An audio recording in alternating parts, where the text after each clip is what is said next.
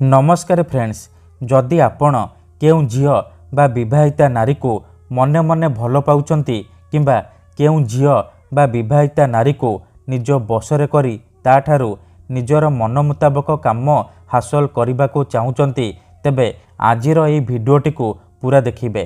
कारण आजिर एही भिडियोटी रे मु आपन को सिखेइबी कंचा लंका आउ छुंचीर साहाय्य झियो पटेइबा पई वशीकरण टोटका, जार प्रयोग रे आपण से झियो बा नारी को निज बसरे करि परिबे, ताठारू किछि भी काम हासिल करि परिबे।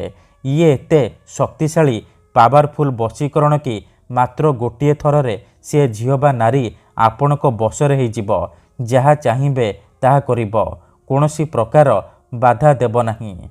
हाँ फ्रेंड्स, मन रखंतु एही वशीकरण विधि को आपण निज सुविधा अनुसार केउ भी दिन करि परिबे, किंतु जेबे भी करिबे सूर्यास्त परे राति समय करिबे। बिना मंत्र बिना तंत्र बिना किछि जिनिस खुआई पियाई बिना कोनोसी पैसा खर्च करी आपण घरे बसी बसिकी एही वशीकरण करि परिबे। ठीक अछि, तेबे एही वशीकरण करिबा पई आपणको गोटिए कंचा लंका आउ छुंचीर आवश्यक। गोटिए कंचा लंका आउ छुंचीर साहाय्य आपण से झियो बा नारी को निज बसरे करि परिबे। ठीक अछि, प्रथमे आपण कोन करिबे, निज घरे कोनोसी एक जगार चुपचाप बसी पड़िबे, जेउठारे आपण को केही देखिबेनी किंबा अधारू डाकिबेनी। तापरे एही शब्द को 7 थर पढ़िबे आउ 7 थर छुंची को कंचा लंकारे फोड़ी देबे। किपरि पढ़िबे ध्यान सहित शुणंतु। त्रिंग त्रिंग त्रिंग नारी वशीकरण नमः। थरे छुंची को लंकारे फोड़ी देबे। त्रिंग त्रिंग त्रिंग नारी वशीकरण नमः। आउ थरे छुंची को लंकारे फोड़ी देबे।